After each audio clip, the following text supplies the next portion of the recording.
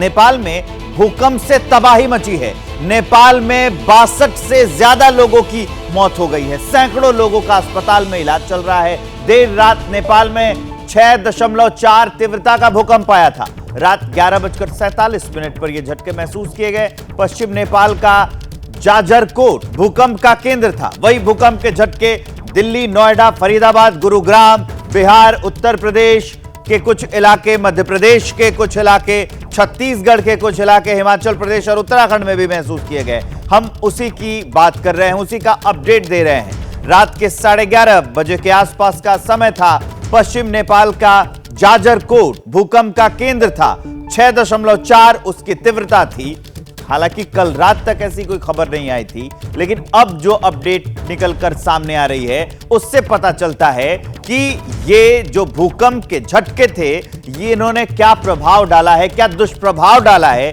62 से ज्यादा लोगों की मौत हुई है नेपाल में। सैकड़ों लोगों का इलाज में अस्पताल चल रहा है। आप इन तस्वीरों को देख लीजिए जो आपकी टीवी स्क्रीन पर चल रही हैं। इससे पता चल जाएगा कि भूकंप कितना तेज था। वैसे भी 6.4 की तीव्रता वाला जो भूकंप है वो खतरनाक की श्रेणी में रखा गया है और जिसका डर था वही हुआ।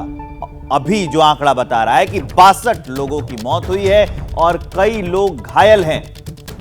कल रात को नोएडा, दिल्ली, प्रयागराज, छत्तीसगढ़, मध्य प्रदेश, हिमाचल प्रदेश, यहां भूकंप के झटके महसूस किए गए। बिहार में भूकंप के झटके महसूस किए गए। उत्तराखंड में, यानी कि मैदानी और पहाड़ी सभी राज्यों में भूकंप के झटके महसूस किए गए और उसका केंद्र जो था वो नेपाल में था। नेपाल में जाजरकोट भूकंप का केंद्र। और अब वहां से खबर आ रही है जहां पर भूकंप का केंद्र था, 6.4 की तीव्रता वाले भूकंप की वजह से ये बड़ी अपडेट हम आपको दे रहे हैं। 62 से ज्यादा लोगों की मौत हुई है। ये अपडेट आपको दे दें। इस बीच एक और बड़ी अपडेट आ रही है, वो जान लीजिए। भूकंप से डेप्यूटी मेयर की जान चली गई है। नगर पालिका की डेप्यूटी मेयर की मौत हुई है। नड़गढ़ नगर पालिका की डेप्यूटी मेयर थी सरिता सिंह। नेपाल का जाजरकोट भूकंप का केंद्र था। नेपाल में भूकंप से 62 लोगों की मौत हो गई और उसी में एक और बड़ी खबर आ रही है कि जो वहां की डेप्यूटी मेयर थी, नगर पालिका की डेप्यूटी मेयर थी, नलगढ़ नगर पालिका जो है वहां की डेप्यूटी मेयर थी सरिता सिंह और उनकी मौत हो गई इस भूकंप में। यह बड़ा हादसा और ये आंकड़ा अभी और बढ़ सकता है, क्योंकि कल रात जब मैं बुलेटिन पढ़ रहा था तो उस वक्त हमारे संवाददाता जो बता रहे थे किसी के हताहत होने की खबर नहीं थी, क्योंकि रात को सूचनाएं बहुत कम प्रसारित होती हैं तो शायद उन तक सूचना ना पहुंच पाई हो। अभी जो आंकड़ा आ रहा है ये काफी भयावह है कि उन भूकंप के झटकों से 62 लोगों की मौत। ये तस्वीरें देख लीजिए। ये डेप्यूटी मेयर हैं। भूकंप से डेप्यूटी मेयर की जान चली गई है।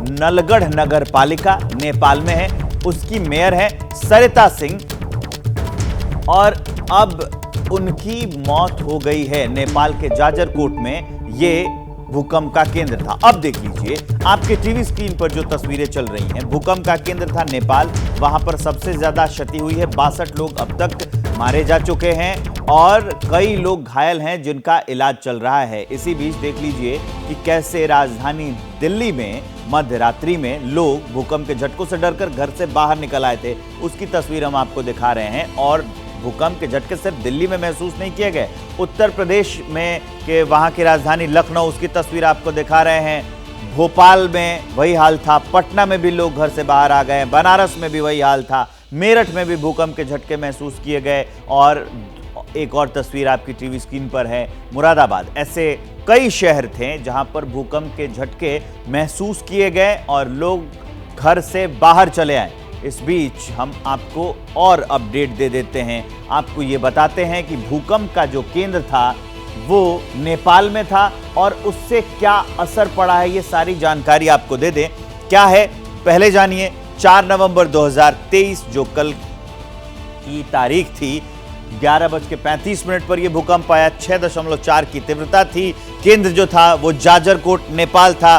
भूकंप की गहराई जमीन से 10 किलोमीटर नीचे थी और नुकसान जो है वो अभी सबसे ज़्यादा नेपाल में हुआ है, ये हम आपको अपडेट दे रहे हैं। दिव्यांकर हमारे साथ लाइव जुड़ चुके हैं और नेपाल से हमारे सहयोगी वीरेंद्र आपको स्क्रीन पर दिख रहे हैं। वीरेंद्र, सबसे पहले आपके पास आते हैं। नेपाल में 62 लोगों की जान चली। कल रात में ही बुलेटिन पढ़ रहा था और आप मेरे साथ लाइव थे। उस समय तक तो कोई सूचना नहीं आई थी, लेकिन अभी ये काफ़ी दिल दहला देने वाली खबर है कि 62 लोग मर गए। ये आंकड़ा और ज़्यादा बढ़ सकता है। कितना नुकसान हुआ होगा? जी, पहले तो मैं कल रात से ही शुरुआत करना चाहता हूं। कल रात में जब हम लोग बात कर रहे थे तो उस समय कोई डिटेल्स खबरें नहीं आई थी, क्योंकि रात की समय थी और नेपाल में ना पहाड़ी वाला इलाका ज़्यादा है और पहाड़ी वाला इलाका ज़्यादा होने की वजह से वहाँ से खबरें उतना ज़्यादा जल्दी नहीं आ जाती है। तो अभी जाके जो खबर आई है 63 यानी 64 लोगों की मौत हो गई है और उसमें एक डिप्टी मेयर यानी कि उप मेयर जो नेपाल की पालिका होती है उसके एक उप मेयर भी हैं। और अभी तक का जो आंकड़ा नेपाल का कहा जाए तो बहुत भयावह ये आंकड़ा कहा जाता है इसको, क्योंकि ये भूकंप से जाजरकोट जो पश्चिम वाला नेपाल का एरिया है, नेपाल का कर्णाली प्रदेश जो कर्णाली प्रांत है, टोटल नेपाल में 7 प्रदेश है, उसमें से एक कर्णाली प्रदेश है। कर्णाली प्रदेश वैसे ही अविकसित प्रदेश के रूप में माना जाता है, उसमें पहाड़ी इलाका ज्यादा है और उस इलाका का 3 जिला पूर्ण रूप से प्रभावित हुआ है। और हालांकि रात के समय में ये घटना हुई है तो अभी तक डिटेल्स और भी खबरें नहीं आई है। अभी तक में नेपाल गवर्नमेंट की पुष्टि की खबर के मुताबिक 64 लोगों की मौत हुई है और एक उप मेयर जी का उनका उसमें भी शामिली है और लगभग 1000 लोगों से ज्यादा लोग घायल हैं। तकरीबन 1000 से ज्यादा घर मलबे में परिणत हो गई है और अभी तक आंकड़े का कोई आधिकारिक पुष्टि नहीं हो पाई है। प्रधानमंत्री पुष्पकमल दाहाल प्रचंड ने एक आह्वान करते हुए उन्होंने एक निर्देशन भी जारी किया है कि सारे उस घटना में जाए और उस घटना में राहत और उद्धार कार्य के लिए सारे लोग लगे। सारे राजनीतिक पार्टी, सारे संघ संस्थाएं, हर जगह से विज्ञप्ति वगैरह आ रही है और सारा फोकस जो है अभी नेपाल के पश्चिम इलाका पे हो गई है। विवेक, मतलब जिसका डर था वही हुआ है। अब खबर आ रही है, पहले हम आंकड़ा ये 62 बता रहे थे, अब अपडेट ये है कि 64 लोगों की मौत हो गई है, उसमें एक डेप्यूटी मेयर भी शामिल हैं। दिव्यांकर, कल रात को जैसे हालात थे, सभी लोग अपने घरों से बाहर निकल आए थे, पूरी रात खौफ में बीती होगी लोगों की। जी बिल्कुल विवेक, देखिए पूरे दिन जो पोल्यूशन की मार है वो लोग झेल रहे थे, घर में आराम कर रहे थे और उस सबके बीच रात में तकरीबन 11:30 का जब समय था, उस समय जो 20 से 30 सेकंड तक लगातार लोगों ने झटके महसूस किए, भूकंप उन्हें महसूस हुए। लोग अफरा तफरी में बाहर निकल आए। पूरे दिन जिस तरह से लगातार पूरा जो माहौल है दिल्ली एनसीआर का वो काफ़ी ज़्यादा ख़राब था और उसके बाद लोग जब घरों में आराम करने पहुंचते तो देख सकते हैं किस तरह से हमने जिस तरह की तस्वीरें देखी, लोग परेशान होकर बाहर निकल गए। उन्हें आखिर समझ में नहीं आ रहा था कि पूरे दिन वो परेशान हुए पोल्यूशन से, रात के समय जब घर में आराम करने जा रहे हैं तब उन्हें अचानक से भूकंप के झटके महसूस हो रहे हैं, तो वो आखिर करें क्या, कहाँ जाएं, किससे करें। और ये पहली बार ऐसा नहीं हो रहा। हम अक्टूबर पिछले महीने की अगर बात करें तो कई बार दिल्ली एनसीआर के लोगों को भूकंप के झटके महसूस हुए। हालांकि कल का जो भूकंप आया है, बीती रात में जो भूकंप आया है, उसके झटके सिर्फ दिल्ली एनसीआर तक सीमित न रह के अलग अलग इलाकों में अगर बात की जाए तो यूपी के खासकर लखनऊ, इलाहाबाद, बनारस तक भी इसके झटके महसूस किए गए और पटना तक भी जो इसका प्रभाव था वो पहुंचा है। तो साफ तौर से निश्चित तौर पर लोग काफ़ी ज़्यादा परेशान है, खासकर अगर दिल्ली एनसीआर में, तो उन्हें आखिर समझ में नहीं आ रहा है। वो दिन भर प्रदूषण की मार झेल रहे हैं, दूसरी ओर जब वो घर पे जा रहे हैं रात में आराम करने के लिए तब उन्हें भूकंप के झटके महसूस हो जा रहे हैं। तो साफ तौर से वो काफी ज्यादा लोगों को डरा दिया और सबको इस बात का भी डर था कि आफ्टर शॉक्स आएंगे। अब वापस चलते हैं वीरेंद्र के पास। वीरेंद्र हमारे साथ नेपाल से जुड़े हुए हैं, वहां पर जहां पर इस भूकंप का केंद्र था। वीरेंद्र, सबसे अहम बात यह हो जाती है कि जिन रिहायशी इलाकों में ये तबाही मची है वहां पर रेस्क्यू ऑपरेशन का अब तक क्या अपडेट है? मैं आपको बता दूं कि नेपाल के प्रधानमंत्री पुष्पकमल दाहाल प्रचंड स्वयं अभी कुछ देर में वहां जाएंगे। वो हेलीकॉप्टर चार्टर करके वहां जाएंगे, उस जिला में जाएंगे, उस प्रदेश में जाएंगे। उनका प्रेस एडवाइजर जो है गोविंद चौलागाई, उन्होंने हमें इन्फॉर्मेशन दिया है और प्रधानमंत्री स्वयं वहां पे जाएंगे और खास करके रेस्क्यू सबसे बड़ी बात हो गई है। और हम लोग अंदाजे भी लगा सकते हैं कि पहाड़ी इलाका में जब ये घटना हुआ हो, पहाड़ में वैसे भी लोगों को चलने में भी मुश्किल होती है, पहाड़ी का थोड़ा उतना सुविधा संपन्न एरिया नहीं होता है और पहाड़ में रात में ये घटना हुआ हो तो हम लोग अंदाज लगा सकते हैं। हालांकि अभी तक में आधिकारिक तौर पे कोई धनमाल का जो है इतना पुष्टि हुआ या इतना धनमाल का क्षति हुआ इस टाइप का कोई खबर तो नहीं आया है, लेकिन अंदाज लगा सकते हैं कि ज्यादा से ज्यादा जो है भयानक क्षति हुई होगी, लेकिन लोगों का जो मौत का मामला है, लोगों का जो 34 लोग मौत के चले गए हैं, मौत हो गया 34 लोगों का, तो ये बड़ा एक दुखद घटना हो गया है नेपाल में। रात 12 बजे से ही ये घटना आना शुरू हो गया। और सबसे बड़ी बात यह है कि उस एरिया में कम्युनिकेशन भी अभी एरर आ रहा था, कम्युनिकेशन काम नहीं कर रही है। भूकंप की वजह से, भूस्खलन की वजह से रोड सड़क टूट गई है। ये वाला अभी अवस्था वहाँ पे है विवेक।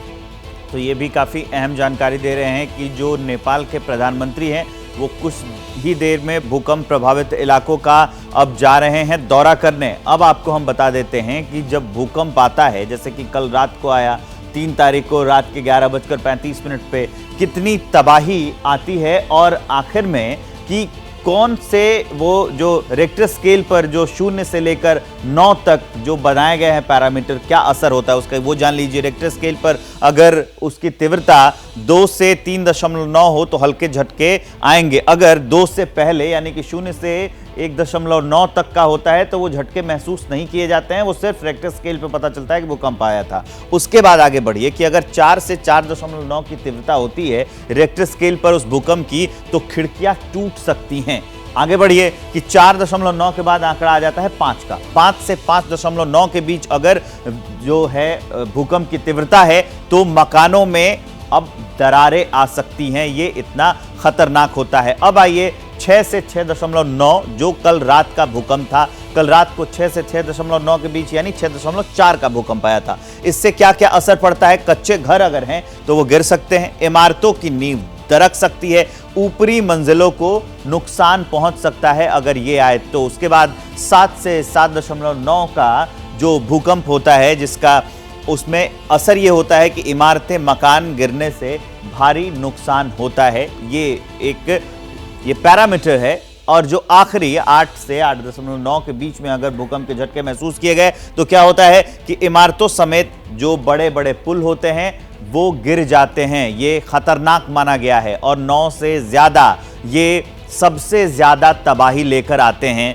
ये देखा गया है। और इस सब बातों के अलावा एक और इम्पॉर्टेंट बात है कि भूकंप के जो झटके थे वो कितने थे और वो कितनी देर तक रहते हैं, ये भी काफ़ी अहम है कि अगर वो ज़्यादा देर रहेंगे, लंबे समय तक रहेंगे तो वो बहुत ज़्यादा मचाएंगे तबाही। और अब आपको बताते हैं कि भूकंप आने की वजह क्या है। धरती के ऊपरी सतह पर जो ये वाला हिस्सा होता है नीचे का, ये धरती का जो नीचे का सतह होता है वहाँ पर जो है होते हैं टेक्टोनिक प्लेट्स। आप देख सकते हैं ग्राफिक्स में ये दिखाने की कोशिश है। ये जो टेक्टोनिक प्लेट्स हैं ये तैरते रहते हैं मैग्मा पर। टेक्टोनिक प्लेट के टकराने की वजह से भूकंप पैदा होता है। वो टकराते क्यों हैं? क्योंकि जो नीचे तरल अवस्था में जो धातु है वो पाई जाती है और उनके ऊपर प्लेट जो है वो तैरती रहती हैं। अब प्लेट ये तैरती तैरती कभी कभार ऐसा होता है कि इन दोनों का कॉलिजन हो जाता है, आके टकरा जाती हैं। जब टेक्टोनिक प्लेट्स आकर जब टकराती हैं तो उससे कंपन उत्पन्न होता है, उससे वाइब्रेशन उत्पन्न होता है और वही जो वाइब्रेशन होता है वही भूकंप लेकर आता है, वही भूकंप होता है। जहां पे टकराएंगी वहां पर सबसे ज़्यादा झटके उसके महसूस किए जाते हैं। टेक्टोनिक प्लेट के एक दूसरे में रगड़ खाने की वजह से ये जो धरती है वो हिलती है। ये इस वजह से हम आपको बता दें कई बार हफ्तों तक या महीनों तक रह कर ये कॉलिजन होता रहता है। जो प्लेट्स हैं वो आपस में टकराती रहती हैं, इसलिए भूकंप के बाद भी झटके आते रहते हैं, जिसको आफ्टर शॉक्स बोलते हैं। लोग कहते हैं कि भूकंप आ गया उसके बाद भी झटके आते रहते हैं, इसलिए आदमी को अलर्ट रहना चाहिए उस समय पर। ये हमने आपको कारण बताया। कारण इसलिए बता रहे हैं क्योंकि कल रात को 3 नवंबर को 11:35 पर भूकंप के झटके महसूस किए गए। 6.4 उसकी तीव्रता थी और उससे नेपाल में भारी तबाही हुई है। 64 लोगों की जान चली गई है। कई लोग अभी भी अस्पताल में भर्ती हैं।